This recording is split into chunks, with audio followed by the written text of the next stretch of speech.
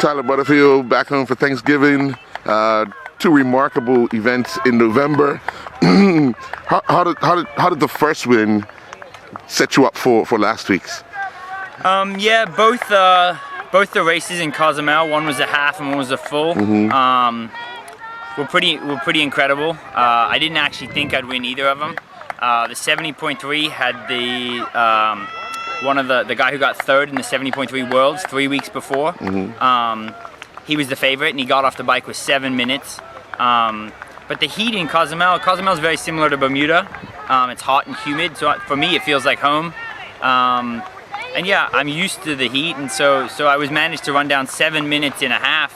So when I got off the bike and I heard 10 in a full, I thought, it's not likely, but it's possible. Right.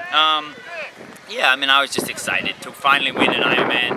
I was really motivated, and the half was in September, and so I was sort of peaking around there, and then I went and did a training camp in Kona and watched the World Championships. Yeah, I mean, it was just a great 2 events. I've done Cozumel 6 times, and yeah, it's one of those things where it feels like home. Right. It's an island, and so yeah, it just sort of happened. When you do get that feeling, it's possible. On the marathon run for the full, what are you telling yourself as the stages go by? Can you see yourself, or do you see a clock where someone's telling you you're getting closer, you're getting closer? Thankfully, it's a 3-loop run course on the marathon. Right. Last week, and so you get each.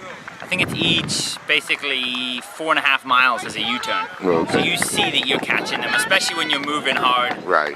The swim and the bike wasn't perfect for me. It's not how I would have wanted it. I actually didn't know we were moving that quickly, but we were getting left behind, so I just assumed the race wasn't going my way. Right. And then I gave it a good push on the run. I wanted to try and win, which for me, I'm normally happy just to content to try and be on the podium. Right.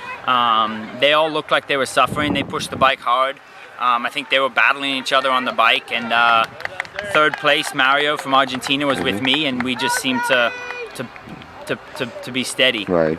Once you have him in sight to take the lead, once you get the lead, what do you go through? Because you've worked hard to catch up, you've done all that hard work, and then you start saying, okay, let's see how far I've got left. Yes, definitely. When I passed Mikey, who was in second, he's won that race before.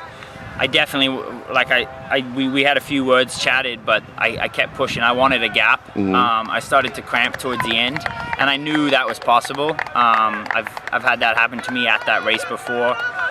You just have to keep telling yourself everyone's suffering, and then really just pay attention to your nutrition. Every aid station, which is about 1.5 miles, I would stop, walk, throw water over me, take Pepsi or Coke, and then take Gatorade.